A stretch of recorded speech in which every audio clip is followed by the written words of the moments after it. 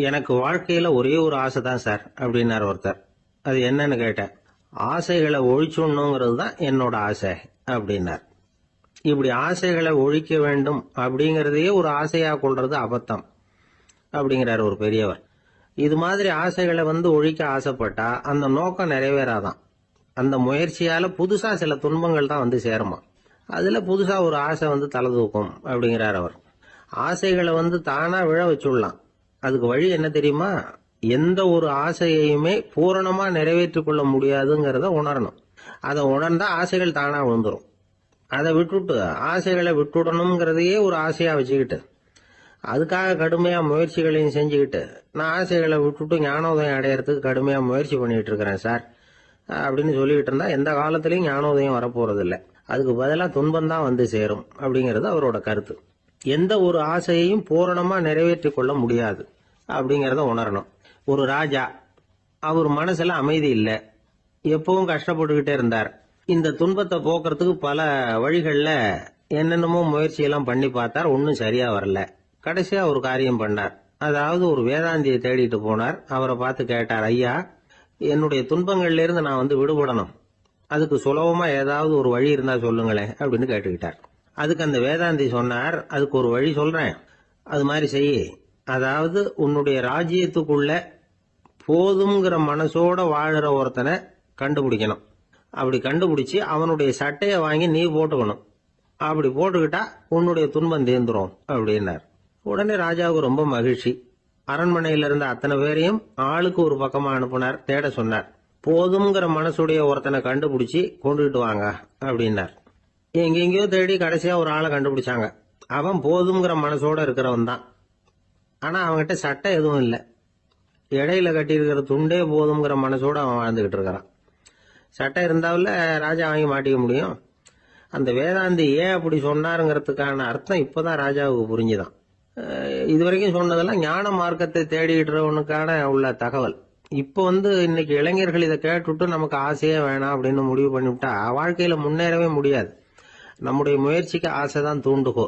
அதனால இந்த ஆசையையும் அந்த ஆசையையும் போட்டு குழப்பிக்க கூடாது. ஆனா ஒண்ணு, பேராசை நமக்கு தேவையில்லை. நாம படுற ஆசையிலேயும் ஒரு நியாயம் இருக்கணும். ஏன்னா நம்மள சில பேர், நீங்க தான் சார் சொன்னீங்க, அதனாலதான் ஆசைப்பட்டேன், அரைதான் கிடைச்சது மிச்சம் அப்படிம்பாங்க கன்னத்தை தடவிக்கிட்டே. அதனால இப்பெல்லாம் எந்த தகவலை சொன்னாலும் ரொம்ப எச்சரிக்கையா இருக்க வேண்டி இருக்குது. ஒரு ஆளு ஒரு கடை வச்சு வியாபாரம் பண்ணிட்டு இருந்தான். அவனுக்கு ரொம்ப பேராசை, நிறைய பணம் சேர்க்கணும்னு. திடீர்னு ஒரு நாள் அவனுக்கு உடம்பு ரொம்ப சுகம் இல்லாம போயிட்டுது. இனிமே பிழைக்கிறது கஷ்டங்கிற நிலைமை. மரணப்படுகையில இருக்கிறான். சொந்தக்காரங்க எல்லாம் சுத்தி உட்கார்ந்து இருக்கிறாங்க. இவன் மெதுவா கண்ணை திறந்து பாக்குறான். என் வீட்டுக்காரி எங்கன்னா, இதோ இருக்கேன் அப்படின்னாங்க அந்த அம்மா. பசங்கள்லாம் எங்கேங்கிறான். இதோ பக்கத்துலதான் நின்றுட்டு இருக்கிறோங்கிறாங்க. பொண்ணுங்க எங்கேங்கிறான். எல்லாம் இங்கதான் இருக்கிறோம் அப்படிங்கிறாங்க. எல்லாம் இங்கதான் பக்கத்துலதான் இருக்கோம், நீங்க கவலைப்படாதீங்கன்னு சொல்றாங்க எல்லாம். அவன் மெதுவா கஷ்டப்பட்டு வாயை திறந்து, அட பாவிங்களா, எல்லாரும் இங்க இருந்தா அங்க கடையை யாரு கவனிக்கிறது அப்படின்னானா. ஜப்பான்ல உள்ள ஒரு புத்த விகாரை. அங்க ஒரு வயசான பௌத்த குரு தங்கியிருக்கிறார். ஒரு நாள் ராத்திரி கடுமையான குளிர். அவரால் தாங்க முடியல. பார்த்தார், மரத்துல செஞ்ச புத்த சிற்பங்கள் அங்க நிறைய இருந்தது. அதுல ஒன்ன எடுத்து அதுக்கு தீ மூட்டி அந்த நெருப்புல குளிர் காஞ்சிட்டு இருக்கிறார். மர சிற்பம் தீ வச்சதும் படபடன்னு வெடிக்க ஆரம்பிச்சுட்டுது. அந்த சத்தத்தை கேட்டதும் அந்த புத்த விகாரையின் குருக்கள் வெளியில ஓடி வந்தார். இவர் ஆனந்தமா குளிர் காஞ்சிக்கிட்டு இருக்கிறார். அவரால் பொறுத்துக்க முடியல. தெருவில் தெரிஞ்சுக்கிட்டு இருந்த அந்த பெரியவரை இங்க தங்க அனுமதிச்சதே அவரு தான். இவர் இப்படி பண்றாருன்னு நினைச்சுக்கிட்டே அவரை கோபமா பார்த்தார். ஏன் இப்படி கோபமா பாக்குறீங்க, இப்படி உட்காருங்க அப்படிங்கிறாரு இவர். அவருக்கு இன்னமும் கோபம் வந்துட்டுது. எங்கள் கடவுளை எரிச்சுட்டீங்களே அப்படின்னு சத்தம் போட்டாராம். அப்படியா அப்படின்னு கேட்டுக்கிட்டே அந்த சாம்பலை கிளறினார் இவர். என்ன செய்யறீங்கன்னு கேட்டிருக்காரு அவர். நான் எலும்புகளை தேடுறேன்னாராம். நீங்க ஒரு பைத்தியம், இது ஒரு மர சிற்பம், இதுல எலும்புகள் கிடையாது அப்படின்னாராம். அவருக்கு கோபம் வந்துட்டுது. உடனே வெளியில போங்கன்னு கத்தியிருக்காரு. வெளியில தள்ளி கதவையும் சாத்தி விட்டாராம். மறுநாள் காலையில கதவை திறந்து பார்த்தா அந்த வயசான பெரியவர் ஒரு மைல்கல் மேல சில காட்டு பூக்களை வச்சு புத்தம் சரணம் கச்சாமின்னு சொல்லிக்கிட்டே இருக்கிறார். இவருக்கு சந்தேகமா போட்டுது. கிட்ட போனார். என்ன செஞ்சுட்டு இருக்கீங்கன்னு கேட்டார். இது என்னுடைய காலை நேர பிரார்த்தனைனாராம். நிஜமாவே நீங்க ஒரு பைத்தியமா தான் இருக்கணும், ஏன்னா அது ஒரு மைல்கல் அப்படின்னாராம். இப்ப அந்த பெரியவர் சொன்னாராம், நீங்க ஒரு மரத்தை புத்தரா நினைக்கும் பொழுது நான் ஏன் ஒரு மைல் கல்ல புத்தரா நினைக்கக்கூடாது? நான் புத்தரை எரிக்கலாம். ஏன்னா அவரை நான் நேசிக்கிறேன். அந்த சிற்பம் மரத்தால் ஆனதுங்கிறது எனக்கு தெரியும். நான் ஒரு மைல் கல்ல தொழலாம். ஏன்னா அது எனது பூக்களை தாங்குது. நான் இந்த மைல் கல்லுக்குள்ள மறைஞ்சிருக்கிற புத்தரை பார்க்கிறேன். யாராவது ஒரு சிற்பி இத சிலையாக்குனாதான் நீங்க புத்தரை பார்க்க முடியும். அன்னைக்கு ரொம்ப குளிரா இருந்தது. நான் எனக்குள்ள இருக்கிற புத்தரையும் பாதுகாக்கணும். உள்ளே இருக்கிற புத்தரை காப்பாத்துறதுக்காக வெளியில உள்ள புத்தரை எரிக்கலாம். அதுல ஒன்றும் தப்பு இல்லை. அது அவருடைய போதனையிலேயே இருக்கு. உனக்குள் ஜோதியாக இரு அப்படிங்கிறது அவருடைய போதனை. என்னுடைய புத்தர் குளிர்ல நடுங்கிட்டு இருந்தார். அந்த மர சிற்பங்கள் வெயில் மழையில உணர்ச்சி இல்லாம இருந்தது. அதனால அப்படி பண்ணினேன். ஆனா நீங்க என்ன பண்ணீங்க? நான் ஒரு மர புத்தரை எரிச்சதுக்காக உயிருள்ள புத்தரை வெளியில தள்ளி கதவை சாத்தினீங்க அப்படின்னாரா அந்த பெரியவர். உண்மையான பக்திங்கிறது இதுதான். அதாவது உனக்குள் ஜோதியாக இரு அப்படின்னு புத்தர் சொன்னார் இல்லையா? அது மாதிரி தனக்குள் ஜோதியாக இருக்கிற இந்த காலத்து ஆசாமிகள் நிறைய பேர் உண்டு. எப்பவும் போதையிலேயே இருக்கிறவங்க. ஒரு நாள் நடு ராத்திரி ஒரு மது கடையில ஒரு ஆள் அங்குள்ள சிப்பந்திகள் கிட்ட கேட்டுட்டு இருக்கிறான். மறுபடியும் இந்த கடை எப்போ திறப்பாங்கன்னு கேட்டானா. நாளைக்கு காலையில 8 மணிக்கு திறப்பாங்க அப்படின்னு நானா அங்க இருந்த ஆள். அவன் திருப்பி திருப்பி அதையே கேட்டுட்டு இருக்கான். இவனுக்கு பதில் சொல்லி சொல்லி அழுத்து போச்சு. அதான் சொல்றேன் ஐயா, நாளைக்கு காலையில வா அப்படின்னாங்களாம். அதுக்கு இவன், நான் வர்றதுக்காக கேட்கலையா, நேத்திக்கு வந்தவன் உள்ளேயே மாட்டிக்கிட்டேன், வெளியில போறதுக்காக கேட்டேன் அப்படின்னு. ஒரு ரயில் போய்கிட்டு இருக்கு. அதுல ஒரு பெரியவர் பிரயாணம் பண்ணிட்டு இருக்கிறார். எதிரில் ஒரு பெரிய அதிகாரி, IAS ஆபீசர் உட்கார்ந்து இருக்கிறார். 2 பேருக்கும் முன்ன பின்ன அறிமுகம் இல்லை. அவர் வேற யாரோ, இவர் வேற யாரோ. ஒரே ரயில்ல பிரயாணம் பண்ணிட்டு இருக்கிறாங்க. அதுவும் எதிர்த்த இருக்கையில ஏதோ ஒரு நகரத்துல வண்டி நின்னுது. 2 பேரும் கீழே இறங்கினாங்க. பெரியவர் ஒரு ட்ரங்க் பெட்டியோட கீழே இறங்கினார். அந்த அதிகாரி கையில ஒரு சின்ன பெட்டி.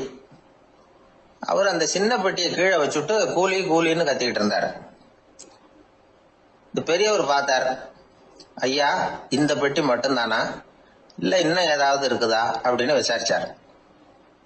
இப்ப அதிகாரி சொன்னாரு, இல்லைங்க இது மட்டும்தான் அப்படின்னு சொன்னார். இதுக்கு என்னத்துக்காக கூலி ஆள், நானே எடுத்துக்கிட்டு வரேனே வாங்க அப்படின்னு சொல்லி அந்த பெட்டியை இந்த பெரியவர் கையில் எடுத்துக்கிட்டாரு. எடுத்ததும் 2 பேரும் பேசிக்கிட்டே நடந்து வராங்க. இப்ப பெரியவர் சொன்னார், இப்ப உள்ள நாகரிகம் எப்படி இருக்குன்னா, சுமை கால் பணம், சும கூலி முக்கால் பணம் அப்படிங்கிற மாதிரி இருக்கு. பணத்தை வீணாக்கிறதோட இது கௌரவம்னு வேற நினைக்கிறாங்க அப்படின்னார். அவர் சொல்றது சரிதான். 10 ரூபாய் மதிப்புள்ள ஒரு சுமைய 30 ரூபா கொடுத்து தூக்கிட்டு போவோம். நாமே அதை தூக்கினா நமக்கு கௌரவ குறைச்சல் அப்படின்னு நினைப்போம். இதுதான் நம்ம நிலைமை. ஆனா அந்த பெரியவர் என்ன சொன்னார் தெரியுமா? நீங்க எங்க போகணுமோ அது வரைக்கும் நானே இதை எடுத்துட்டு வரேன் அப்படின்னார். அந்த அதிகாரி பக்கத்துல உள்ள ஒரு ஹோட்டல் வரைக்கும் போனார். பெரியவரும் அங்க கொண்டுட்டு போய் பெட்டியை வச்சார். உடனே அந்த பெரிய அதிகாரி அவருக்கு பணம் கொடுக்கறதுக்காக பர்ஸ் எடுத்தார். உடனே இவரு, ஐயா எனக்கு கூலி எதுவும் வேணாம், உங்களுக்கு சேவை செய்யறது என்னுடைய கடமை. நான் இந்த சேவையை செய்தது பணத்துக்காக இல்ல, அன்புக்காக அப்படின்னு சொல்லிவிட்டார். அதுக்கப்புறம் அவர் நன்றினார். 2 பேரும் பிரிஞ்சுட்டாங்க. இது முடிஞ்சது. அன்னைக்கு சாயந்தரம் அங்க ஒரு பெரிய கூட்டம் நடக்குது. இந்த அதிகாரியும் அந்த கூட்டத்துக்கு போறார். மக்கள் கூட்டம் ரொம்ப அதிகம். அதனால இந்த அதிகாரியும் ஒரு ஓரமா உட்காந்துக்கிட்டார். அப்புறம் கொஞ்ச நேரத்துல அந்த முக்கிய விருந்தினர் பேசுறதுக்காக வரார் மேடைக்கு. மேடையில இருந்த பெரியவங்க எல்லாம் எழுந்திருச்சு நின்று அவருக்கு மாலை போட்டு மரியாதை செய்யறாங்க. எங்கேயோ ஒரு மூலையில உட்கார்ந்து இருந்தாரு அதிகாரி. அவரு இதை கவனிச்சார். அவருக்கு ரொம்ப ஆச்சரியம், அதிர்ச்சி. ஏன்னா அங்க பேச வந்த முக்கிய விருந்தினர் வேற யாரும் இல்ல, இன்னைக்கு காலையில இவர் பெட்டியை தூக்கிட்டு வந்தாரு பெரியவர், அவர் தான். சரி, அந்த பெரியவர் யார் தெரியுமா? அவர் தான் ஈஸ்வர சந்திர வித்யாசாகர். கூட்டம் முடிஞ்சது. அதிகாரி அவரை தேடி ஓடினார். அவர் கைகளை பிடிச்சுக்கிட்டார். ஐயா என்ன மன்னிச்சுருங்க அப்படின்னாரு. அப்புறம் சொன்னார், அகங்காரம்ங்கிற கெட்ட புத்தி தான் உண்மைய கண்கள்ல இருந்து மறைக்குது. அகங்காரம் தான் மனுஷனை அழிக்குது. நீங்க ரொம்ப பெரிய மனிதர், இருந்தாலும் மனித தன்மையோட நடந்துக்கிறீங்க. இந்த அன்பு, தயவு, பொறுமை இதெல்லாம் இல்லைன்னா மனிதனாக இருக்கிறதுல என்ன பிரயோஜனம் அப்படின்னு சொல்லிவிட்டு அந்த அதிகாரி போனாராம்.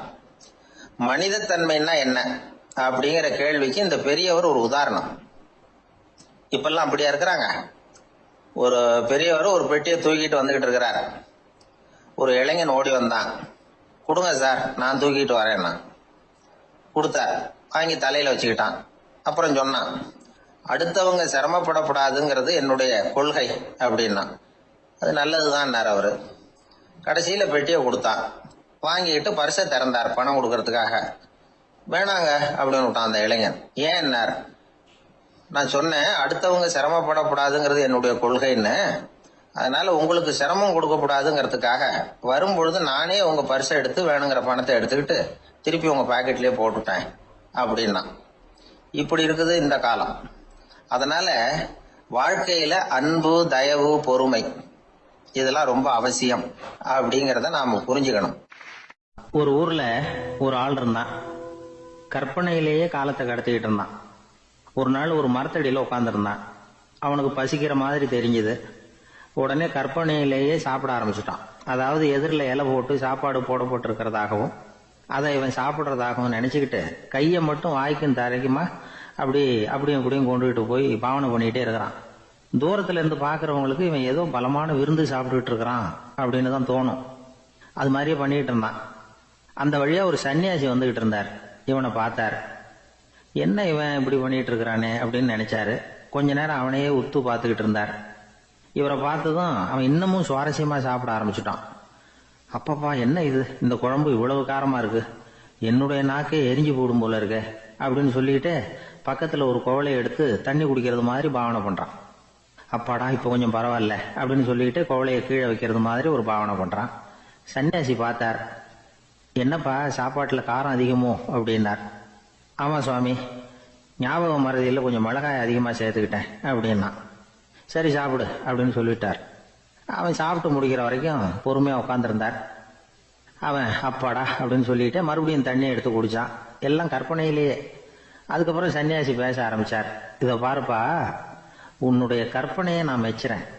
இருந்தாலும் உன் சாப்பாட்டுல ஒரு இனிப்பையும் வச்சிருக்கலாமே, ஏன் மிளகாய அளவுக்கு அதிகமா போட்டுட்டு அவஸ்தைப்படுறேன் அப்படின்னார். அவன் யோசிக்க ஆரம்பிச்சான். அதுக்கப்புறம் இவர் சொன்னார், இதை பாருப்பா, இனிமேல உன்னுடைய கற்பனையும் உயர்ந்ததாக இருக்கட்டும் அப்படின்னு உபதேசம் பண்ணிவிட்டு போனார். எப்பவும் உயர்வை பத்தியே சிந்திக்கணும். உயர்வு கிடைக்கலன்னா கூட அப்படி சிந்திக்கிறத நிறுத்தப்படாது அப்படிங்கிறார் திருவள்ளுவர். உள்ளுவது எல்லாம் உயர் உள்ளல், மற்ற அது தள்ளினும் தள்ளாமை நேர்த்து.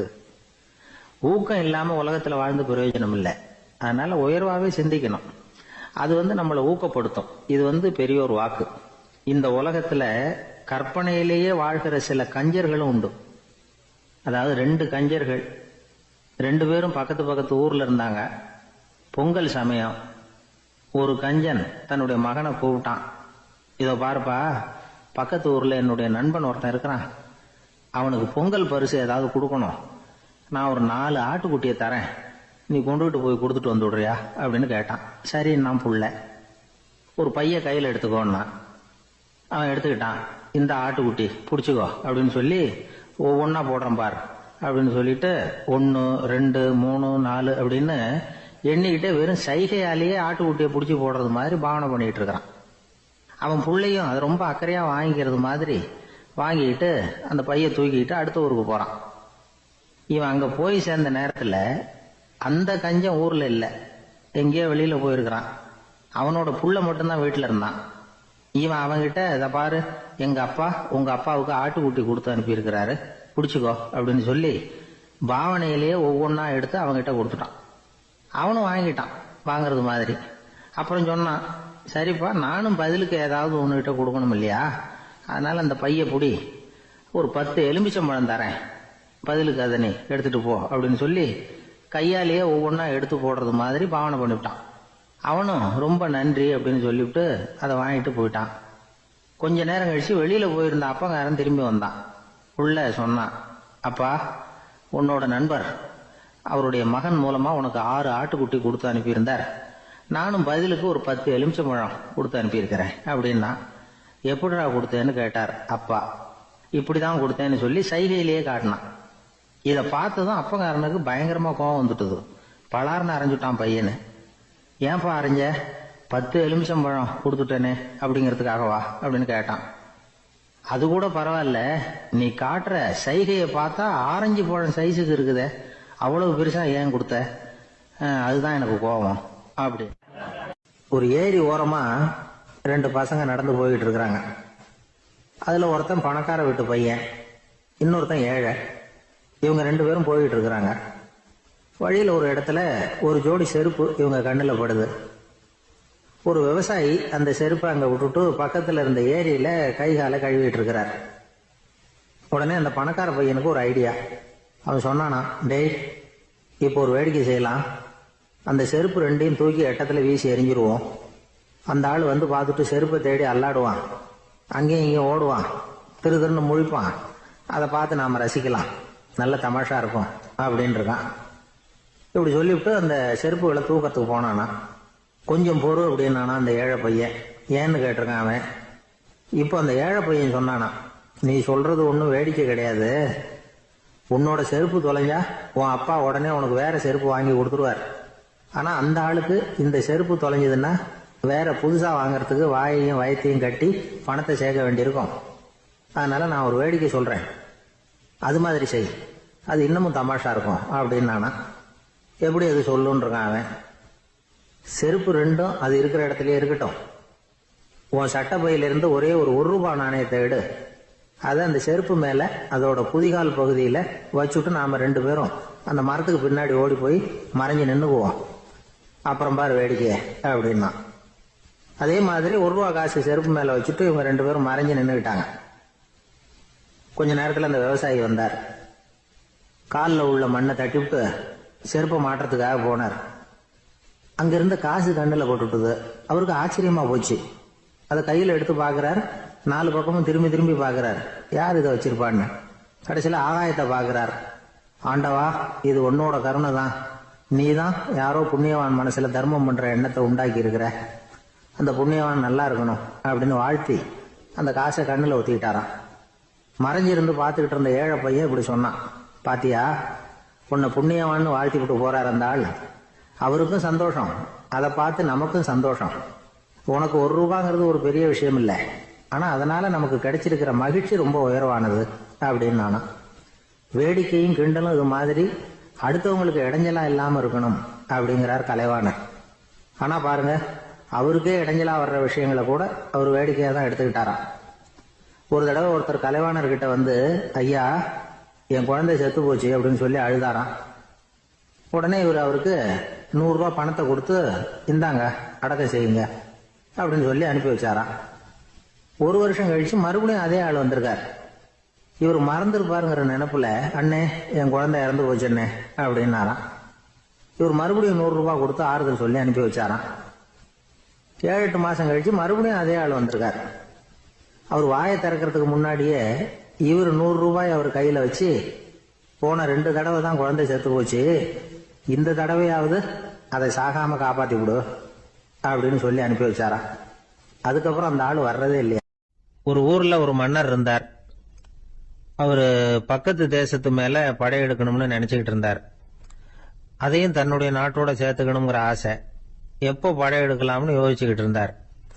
இப்படி யோசிச்சுக்கிட்டு இருந்த சமயத்துல ஒரு பெரியவர் அவரை தேடிட்டு வந்தார். அவர் அடிக்கடி வருவார், அவர்கிட்ட பேசிக்கிட்டு இருப்பார். இப்போ அப்படித்தான் வந்தார். என்ன மன்னா யோசனைன்னாரு. இவர் தன்னுடைய யோசனையை சொன்னார். இந்த சமயத்துல மன்னருக்கு தாகம் எடுத்தது, தண்ணி குடிக்கணும் போல இருந்தது. உடனே அங்க இருந்த ஒரு அரண்மனை பணியாளரை கூப்பிட்டார். போய் கொஞ்சம் தண்ணி கொண்டு வாப்பா அப்படின்னார். அந்த பணியாளர் போனார். ஒரு கோலையில தண்ணி கொண்டு வந்தார். ராஜா கிட்ட நீட்டினார். ராஜா அதை வாங்கி குடிக்கிறதுக்காக வாயிட்ட கொண்டுட்டு போனார். அந்த நேரம் பார்த்து, மன்னா கொஞ்சம் பொறுங்கன்னார் இந்த பெரியவர். ஆவலோட குடிக்க போன மன்னர் அப்படியே நிறுத்திக்கிட்டு பெரியவரை பார்த்தார். இப்ப அந்த பெரியவர் சொன்னார், மன்னா, இப்ப உங்களை விட வலிமை உள்ள ஒரு சக்தி உங்களுக்கு தண்ணி கொடுக்க மறுத்துடுதுன்னு வைங்க, உங்களை குடிக்க விடாம தடுத்துடுது அப்படின்னா, இப்ப இந்த 1 கோவள தண்ணீரை என்ன விலை கொடுத்து வாங்குவீங்க அப்படின்னு கேட்டார். இப்போ எனக்கு இருக்கிற தாகத்துக்கு என்னுடைய அரசாங்கத்துல பாதியையாவது கொடுத்து இந்த தண்ணியை வாங்கறதுக்கு தயங்க மாட்டேன்னார் அவர். சரி, இப்ப அந்த தண்ணியை குடிங்கன்னார் பெரியவர். மன்னர் ஆவலோடு அந்த தண்ணியை குடிச்சு முடிச்சார். அதுக்கப்புறம் கொஞ்ச நேரம் தன்னுடைய படையெடுப்பை பத்தி சொல்லிட்டு இருந்தார்.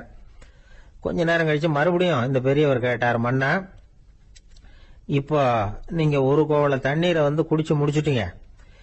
இப்ப அந்த தண்ணீர் உங்க உடம்ப விட்டு வெளியில வரக்கூடிய பாதை அடப்பட்டு போச்சு அப்படின்னு வச்சுங்க.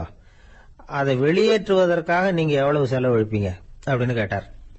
மன்னர் யோசனை பண்ணார். அப்படி ஒரு நிலைமை ஏற்பட்டு போச்சுன்னா என்னுடைய அரசாங்கம் பூராவையும் அதுக்கு ஈடா தர்றதுக்கு கூட தயங்க மாட்டேன்னார்.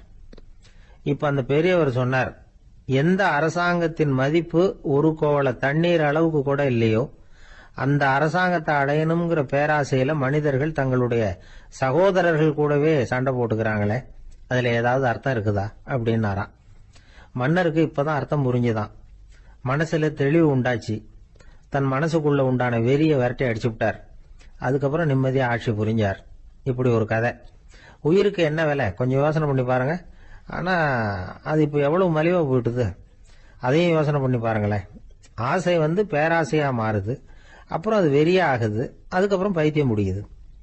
இந்த காலத்து மனிதர்களுக்கு 2 விதமான பைத்தியம் பிடிச்சிருக்கிறதாக ஒரு பெரியவர் சொல்றார். ஒன்னு பணம், இன்னொன்னு அதிகாரம். இதெல்லாம் எவ்வளவு காலத்துக்கு நீடிக்கும்? ஒரு சர்வாதிகார நாட்டுல 3 பேர் ஜெயில இருட்டு அறையில பேசிக்கிட்டு இருக்கிறாங்க. நீ எப்படி இந்த ஜெயிலுக்கு வந்த அப்படின்னு ஒருத்தர் கேட்டாராம். இந்த நாட்டு ராஜாவை ஆதரிச்சு நான் பிரச்சாரம் பண்ணினேன், அதனால கூட்டத்துல தகராறு வந்துட்டுது, கலவரமா போச்சு, அதுக்கு நான் தான் காரணம்னு அரெஸ்ட் பண்ணி இங்க கொண்டாந்து போட்டாங்க அப்படின்னாராம் அவரு. சரி, நீ எப்படி இங்க வந்த அப்படின்னு இன்னொருத்தரை பார்த்து கேட்டிருக்கார். நான் இந்த நாட்டு ராஜாவை எதிர்த்து பிரச்சாரம் பண்ணேன், அதனால கலவரம், அரெஸ்ட் பண்ணி கொண்டாந்து போட்டாங்கன்னார். சரிப்பா, நீ எப்படி அங்க வந்த அப்படின்னு 3வது ஆளை பார்த்து இவங்க கேட்டாங்களாம். இதுக்கு அந்த ஆள் மெதுவா வெளிச்சத்துக்கு நான் தான் இந்த நாட்டு ராஜா அப்படின்னா. தான் மட்டும் வாழ்ந்தா போதும் அப்படின்னு நினைக்கிறவங்க உண்டு. தானும் வாழணும், அடுத்தவங்களும் வாழணும் அப்படின்னு நினைக்கிறவங்களும் உண்டு. முதல்ல சொன்ன வகையை சேர்ந்த மனிதர்கள் எப்படி தெரியுமா? எப்படியாவது தான் மட்டும் வாழ்ந்தால் போதுங்கிற நினைப்பு தான் எப்பவும் அவங்களுக்கு இருக்கும். தங்களுடைய வளர்ச்சிக்கு எது தடையா இருந்தாலும் சரி, யார் தடையா இருந்தாலும் சரி, அதை அழிச்சுட்டு தான் மறுவேலை பார்ப்பாங்க. அவங்க எல்லாம் பாவ காரியங்களுக்கு தயங்குறதே இல்லை. அப்படிப்பட்ட வாழ்க்கை அவங்களுக்கே இடைஞ்சல அமைஞ்சு விடுறது உண்டு. அதை விளக்கறதுக்கு ஒரு கதையும் உண்டு. ஒரு ஊர்ல அப்படிப்பட்ட ஆள் ஒருத்தன் இருந்திருக்கான். நிறைய பாவங்களை செஞ்சவன். அதன் காரணமா நரகப்படுகொழியில விழுந்துட்டான். நரகப்படுகொழிங்கிறது ஒரு பெரிய கிணறு மாதிரி. ஏற்கனவே பாவம் செஞ்சவங்க நிறைய பேர் அதுல விழுந்து கிடக்குறாங்க. உள்ள ஏகப்பட்ட சத்தம், எல்லாம் அந்த பாவாத்மாக்கள் போடுற சத்தம். இப்போ விழுந்தானே, இவனும் சத்தம் போட்டான். இவன் போடுற சத்தம் கொஞ்சம் அதிகமா கேட்டுது. இந்த கிணத்துக்கு பக்கத்துல புத்தர் உட்கார்ந்து இருக்கிறார். அவர் காதுல இவன் போடுற சத்தம் விழுந்தது. உடனே அந்த கிணத்தடிக்கு போனார். குனிஞ்சு பார்த்தார். சாமி, என்ன காப்பாத்துங்க அப்படின்னு கத்தனா இவன். புத்தர் அவனை கொஞ்சம் கவனிச்சு பார்த்தார். மனித சமுதாயத்துக்கு அவன் என்னென்ன கெடுதல் பண்ணிருக்கிறாங்கிற விவரம் எல்லாம் அவர் மனக்கண்ணுல தெரிஞ்சது. அவருக்கு எல்லாம் புரிஞ்சு போச்சு. இருந்தாலும் அவனை காப்பாத்துறதுக்கு ஏதாவது வழி உண்டா அப்படின்னு யோசிச்சார். அவன் தன்னுடைய வாழ்நாள்ல ஏதாவது நல்லது செஞ்சிருக்கானா அப்படின்னு பார்த்தார். ஒரே ஒரு சமயம் அவன் தன்னுடைய காலடியில மிதிபட இருந்த சிலந்தியை மிதிக்காமல் தாண்டி போயிருக்கிறான். இந்த ஒரு காரியத்துக்காக அவனை கரையேற்ற முடியுமா அப்படின்னு நினைச்சார். அவ்வளவுதான். உடனே அவர் கையில ஒரு சிலந்தி உட்கார்ந்துதான். அதுகிட்ட இருந்து நூல் இழை வெளிவர ஆரம்பிச்சது. அந்த நூல் இழை கிணற்று ஆழம் வரைக்கும் அப்படியே நீண்டுகிட்டே போச்சான். புத்தர் பார்த்தார். இந்த நூலை பிடிச்சுக்கிட்டு மேலே ஏறி வா அப்படின்னார். என்னங்க சொல்றீங்க, இந்த சிலந்தி நூல் என்ன தாங்குமான்னு கத்தனான். எல்லாம் தாங்கும், அதை பிடிச்சுக்கிட்டு ஏறி வா அப்படின்னார். சந்தேகத்தோடவே அவன் அந்த நூல் இழைய பிடிச்சி இழுத்து பார்த்தா ரொம்ப வலுவா இருந்தது. அவனுக்கு ஆச்சரியம். அதை பிடிச்சிக்கிட்டே மெதுவா மேல ஏறி வர ஆரம்பிச்சுட்டான். பாதி தூரம் ஏறி வந்திருப்பான். அப்ப அவன் காலுக்கு கீழே ஏதோ சத்தம். என்னன்னு குனிஞ்சு பாக்குறான். கீழே கிடந்தவங்க சில பேரும் அந்த நூலை பிடிச்சி மேல வந்துகிட்டு இருக்கிறாங்க. இவனுக்கு கோபம் வந்துட்டுது. தன்னுடைய இடுப்புல வச்சிருந்த கத்தியை எடுத்து தன்னுடைய காலுக்கு கீழே நூல் இழையை அப்படியே வெட்டி விட்டுட்டான். இனிமே நாம மட்டும்தான் மேலே ஏறி வந்துடணும் அப்படின்னு நினைச்சுக்கிட்டான். ஆனா நடந்தது என்ன தெரியுமா? மொத்த நூல் இழையும் அப்படியே அருந்து கீழே விழுந்துட்டுது. அவனும் பொத்துன்னு கீழே விழுந்துட்டான். மறுபடியும் கத்த ஆரம்பிச்சுட்டான். ஏற்கனவே அவன் செஞ்சிருந்த ஒரு சிறு கருணை அந்த நூல் இழைக்கு உறுதியை கொடுத்தது. இப்போ அவன் செஞ்ச பாவம் அந்த நூல் இழைய வலுவிழக்க செஞ்சுட்டுது. அடுத்தவங்களும் வாழணுங்கிற எண்ணம் அவனுக்கு இருந்திருந்தா இப்ப அவனும் கரையேறி வந்திருப்பான், மற்றவங்களும் சௌக்கியமா வந்து சேர்ந்திருப்பாங்க. அதனால நாமும் வாழணும், அடுத்தவங்களும் வாழணும் அப்படின்னு நினைக்கிறவன் வாழ்க்கையில சீக்கிரம் முன்னுக்கு வந்துருவான். ஒருத்தன் ஒரு டாக்டர் கிட்ட போனான், மருந்து வாங்கினான், வாங்கி கொண்டாந்து பேசாம வச்சுட்டான், சாப்பிடல. அப்புறம் எதுக்காகப்பா போய் அவர்கிட்ட மருந்து வாங்கினேன் அப்படின்னு கேட்டாங்க. டாக்டர் வாழணும் இல்லையா, அதனாலதான் அப்படின்னா. அவர் கொடுத்த மருந்து நீ ஏன் சாப்பிடல அப்புறம் அப்படின்னு கேட்டாங்க.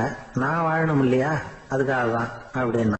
ஒரு பெரிய தத்துவ சிந்தனையாளர் இருந்தார், சுவாங்சு அப்படின்னு பேரு. அவருடைய மனைவி ஒரு நாள் திடீர்னு காலமாயிட்டாங்க. ஐயோ பாவம், அவர் ரொம்ப வருத்தப்படுவார், போய் ஆறுதலா 4 வார்த்தை பேசிவிட்டு வரலாம் அப்படின்னு நினைச்சுக்கிட்டு நிறைய பேர் அவரை தேடிட்டு வந்தாங்களாம். வந்தவங்களுக்கு ஆச்சரியம், ஏன்னா இவர் வருத்தப்பட்டுக்கிட்டு இருப்பார் அப்படின்னு தானே எதிர்பார்த்தாங்க. அப்படி இல்லை, தாளம் போட்டுக்கிட்டு உட்காந்துருக்கிறார், தாளத்துக்கு தகுந்த மாதிரி பாட்டு வேற பாடிக்கிட்டு இருக்கிறார். என்ன மனுஷன் இவர், கொஞ்சம் கூட கவலை இல்லாம இப்படி இருக்கிறாரு அப்படின்னு நினைச்சாங்க. ஒருத்தர் துணிஞ்சு அவர்கிட்ட கேட்டுட்டார், என்னங்க இது இப்படி அப்படின்னு. அதுக்கு அவர் என்ன சொன்னார் தெரியுமா?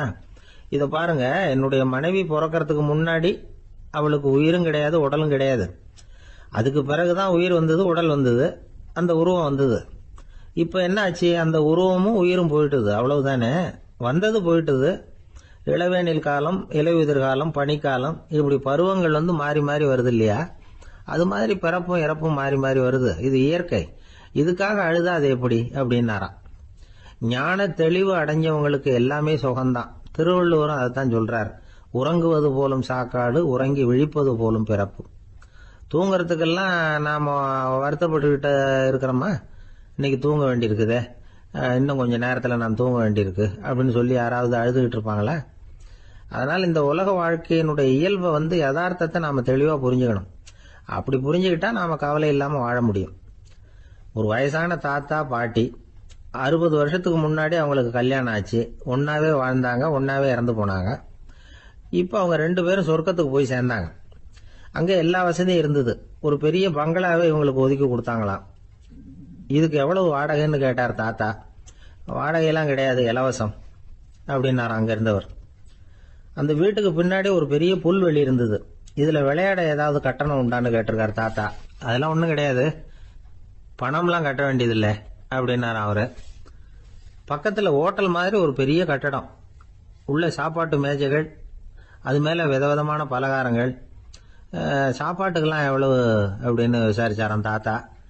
அதுதான் சொன்னேனே, இங்க எல்லாமே இலவசம்தான், எது வேணும்னாலும் சாப்பிடலாம், எவ்வளவு வேணும்னாலும் சாப்பிடலாம் அப்படின்னாரா. நீங்க சொல்றீங்க அப்படி, ஆனா நான் வந்து சர்க்கரை சேர்த்துக்க கூடாது, உப்பு சேர்த்துக்க கூடாது, பாட்டி கையால எப்பவும் பத்திய சாப்பாடு தான் அப்படின்னாராம் தாத்தா. இதை பாருங்க, இங்க உங்களுக்கு அந்த கவலையும் வேண்டியதில்லை. இங்க நீங்க ஸ்வீட்டு சாப்பிடலாம், காரம் சாப்பிடலாம், உங்களுக்கு எந்த நோயும் வராது அப்படின்னாராம் அங்க சொர்க்கத்தில் இருந்தவர். இதை கேட்ட உடனே அந்த தாத்தா பக்கத்துல நின்ன பாட்டியை பார்த்து கத்தினாராம், அடி பாவி, எல்லாத்தையும் கெடுத்துட்டியே, நீ எனக்கு பத்திய சாப்பாடு போடாம கண்டதை திங்க விட்டுருந்தா 10 வருஷத்துக்கு முன்னாடியே நான் இங்க வந்து சேர்ந்திருப்பேனே அப்படின்னாராம். ராமகிருஷ்ணர் வாழ்ந்த காலத்துல நடந்த ஒரு நிகழ்ச்சி இது. அப்போ ஒரு ஓவியர் இருந்தாராம். அவருக்கு ஒரு ஆசை, ராமகிருஷ்ணர் படத்தை வரையணும், அதை அவர்கிட்டயே கொண்டுட்டு போய் காட்டி அபிப்பிராயம் கேட்கணும். இதுதான் அந்த ஓவியரின் ஆசை. உடனே ராமகிருஷ்ணர் படத்தை வரைஞ்சி முடிச்சார், அதை எடுத்துக்கிட்டு போனார். இவர் போன சமயம் அங்க ராமகிருஷ்ணர் சீடர்களோட உட்கார்ந்துருக்கிறார். விவேகானந்தர் அங்க இருக்கிறார். இந்த ஓவியர் கொண்டுகிட்டு போய் தான் வரைந்த ஓவியத்தை அவர்கிட்ட காட்டினார். ராமகிருஷ்ண பரமஹம்சரின் ஓவியத்தை ராமகிருஷ்ணர்கிட்டயே காட்டுறார். ராமகிருஷ்ணர் என்ன பண்ணார் தெரியுமா? அந்த படத்தை பார்த்தார். உடனே அது காலை தொட்டார். குருதேவருடைய இந்த செயல் சீடர்களுக்கு ரொம்ப வியப்பை உண்டு பண்ணிச்சு. சில பேர் மனசுக்குள்ளேயே ரொம்ப குழம்பி போக ஆரம்பிச்சுட்டாங்க, என்ன இப்படி பண்றாருன்னு. என்ன இது அவரோட படம், அவரே அவரோட படத்தின் காலை தொடுறார் அப்படின்னு யோசிச்சாங்க. சில பேர் ஒன்றும் புரியாம ஒருத்தர் பார்த்து சிரிச்சுக்கிட்டாங்க. அந்த இடத்துல சீடர்கள் மட்டும் இல்ல, சீடர் அல்லாத பல பேர் இருந்தாங்க. தன்னுடைய காலை தானே தொடர இவருடைய செயல் பற்றி என்ன நினைக்கிறது அப்படின்னு அவங்களும் குழம்பி போய் நிக்கிறாங்க. அந்த படத்தை வரைஞ்சி அவர்கிட்ட காட்டின அந்த ஓவியருக்கும் அதிர்ச்சி. இருந்தாலும் அவர் சீடர் கிடையாது, அதனால கொஞ்சம் துணிச்சலை வர வச்சுக்கிட்டு கேட்டார், என்னங்க இது, என்னால என்னுடைய கண்களையே நம்ப முடியல, இது உங்க சொந்த உருவப்படம், நீங்க உங்க சொந்த கால்களையே தொடுறீங்க, இது எங்களுக்கு கொஞ்சம் சங்கடமா இருக்குதே அப்படின்னார். ராமகிருஷ்ணரின் கண்கள்ல ஆனந்த கண்ணீர் வழிஞ்சுதான். அவர் சொன்னாராம், இது என்னோட படம்ங்கிறது எனக்கு தெரியும், ஆனா இது என்னோட படம்ங்கிறதுனால நான் இதோட காலை தொடல. நீ என்னுடைய சமாதி நிலைய இந்த படத்துல படம் பிடிச்சு காட்டியிருக்கிற, அதனால அதோட காலை தொடறேன். சமாதி நிலையில யார் இருந்தாலும், அது என்னுடைய படமா இருந்தாலும் சரி அல்லது வேற யாருடைய படமா இருந்தாலும் சரி, படம் யாருதுங்கிறது முக்கியம் இல்ல. இதுல எது முக்கியம்னா அது தன்னை உணர்ந்த ஒரு உணர்நிலையின் படம். அப்படி இருக்கிறப்போ அதோட காலை நான் தொடணும். அதுக்கு நீங்க எல்லாரும் ஏன் சங்கடப்படுறீங்கன்னு எனக்கு தெரியல அப்படின்னாராம். இப்பதான் அங்க இருந்த சீடர்களுக்கும் மற்றவங்களுக்கும் விவரம் புரிஞ்சுதான். இதுக்கு முன்னாடி யாரும் செய்யாததை இவர் செஞ்சிருக்கிறார், ஆனா அவருடைய காரணம் ரொம்ப நியாயமானது அப்படிங்கறத உணர்ந்தாங்களாம். இதுவரைக்கும் ஆன்மீகத்துல சமாதி நிலை, அதாவது தன்னை உணர்ந்த நிலை பற்றி புரிஞ்சுக்கிட்டோம். இல்லறத்துல ஏற்படக்கூடிய சமாதி நிலை பற்றி உங்களுக்கு தெரியுமா? ஒரு அம்மா டாக்டர் கிட்ட வந்து சொன்னாங்களாம், டாக்டர், என் வீட்டுக்காரருக்கு உடம்புல ஏதோ கோளாறுன்னு நினைக்கிறேன். நான் எவ்வளவு நேரம் பேசினாலும் காதுல விழாதது மாதிரி உட்கார்ந்துருக்கிறார் அப்படின்னு ஆகலாம். அதுக்கு அந்த டாக்டர் சொன்னாராம், அம்மா, அது உடம்பு கோளாறு இல்ல, அது ஒரு பெரிய திறமை. கடற்கரை ஓரமா ஒரு பெரியவர் கையால மணலை கீறிக்கிட்டே உட்கார்ந்துருக்கிறார். என்னத்தையும் தேடிட்டு இருக்கிறது மாதிரி தெரிஞ்சது. மெதுவா கிட்டத்துல போய் என்னத்தை தேடிட்டு இருக்கிறீங்க அப்படின்னு கேட்டோம். அவரு சாவகாசமா நிமிர்ந்து பார்த்து நிம்மதியை தேடிட்டு இருக்கிறேன்னார். நாங்க ஒரு மாதிரி ஆயிட்டோம். இருந்தாலும் சமாளிச்சுக்கிட்டு, சார், மணல்ல வந்து கிழிஞ்சல் தான் கிடைக்கும், நிம்மதி கிடைக்காது அப்படின்னோம். சரி, இன்னைக்கு வசமா நம்ம கிட்ட ஒரு ஆள் மாட்டிக்கிட்டார் அப்படின்னு நினைச்சு அவர் பக்கமா போய் உட்காந்துக்கிட்டு கதை சொல்ல ஆரம்பிச்சிட்டோம். ஒரு பெரிய மன்னர் இருந்தார். அவருக்கு எல்லா வசதியும் இருந்தது. இருந்தாலும் ஒரே ஒரு குறை. அது என்னன்னா நிம்மதி இல்லைங்கிற குறை. அரண்மனையில தினமும் கலை நிகழ்ச்சி, நாட்டியம் எல்லாம் நடந்துகிட்டு தான் இருந்தது. இருந்தாலும் நிம்மதி இல்லை. சரி, நிம்மதி எங்க கிடைக்கும் அப்படின்னு தேட ஆரம்பிச்சார். உடனே அதுக்கான முயற்சிகள்ல தீவிரமா இறங்கினார். நாட்டுல உள்ள தத்துவ மேதைகளை எல்லாம் கூப்பிட்டுட்டு வர சொன்னார். எல்லாரும் வந்து சேர்ந்தாங்க. அவங்கள பார்த்து நிம்மதி எங்க இருக்குது அப்படின்னு விசாரிச்சார்.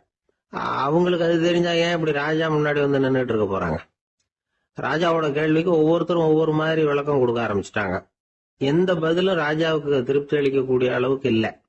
சரி, போயிட்டு வாங்கன்னு சொல்லி அவங்கள எல்லாம் அனுப்பி வச்சுட்டார். ஒரு நாள் அவர் மாளிகையில உப்பரிகையில நின்றுட்டு இருக்கிறார். அந்த சமயத்துல தெருவுல ஒரு பிச்சைக்காரன் ரொம்ப உல்லாசமா பாட்டு பாடிக்கிட்டே போயிட்டு இருக்கிறான். குரல்ல ஒரு சந்தோஷம், நடையில ஒரு மிடுக்கு. அவங்ககிட்ட கொஞ்சம் கூட கவலை இருக்கிறதா தெரியல. உடனே ராஜா அதை பார்த்தார். ஏவலாளிகளை வந்து கைதட்டி கூப்பிட்டார். உடனே ஓடி போய் அந்த பிச்சைக்காரனை இங்க அழைச்சிட்டு வாங்கன்னு உத்தரவு போட்டார். இவங்க உடனே ஓடி போய் அவனை கூப்பிட்டாங்க. அரண்மனைக்கு வாழ்ந்தாங்க. அவன் வரல. அரண்மனைக்கு உள்ள அடி எடுத்து வைக்க மாட்டேன்னு சொல்லிவிட்டான். ராஜா கிட்ட வந்து விஷயத்தை சொன்னாங்க. அவருக்கு ரொம்ப ஆச்சரியம், இப்படி ஒரு ஆள் இருக்கிறானா அப்படின்னு. சரி, அவன் என்னதான் சொல்றான் அப்படின்னு விசாரிச்சார். இவங்க மறுபடியும் தெருவுக்கு போய் கேட்டாங்க. என்ன பார்க்கணும்னா ராஜா விருப்பப்பட்டாருன்னா அவரை வேணும்னா இங்க வர சொல்லுங்க அப்படின்னு சொல்லிவிட்டான். அதை வந்து ராஜா கிட்ட சொன்னாங்க. அவருக்கு கோபம் வரல. இவ்வளவு சுதந்திர உணர்வோட இருக்கிறவன் சாதாரண ஆளா இருக்க முடியாது அப்படின்னு நினைச்சார். உடனே கிடுகிடுன்னு இறங்கி தெருவுக்கு வந்தார். பிச்சைக்காரங்கிட்ட போனார்.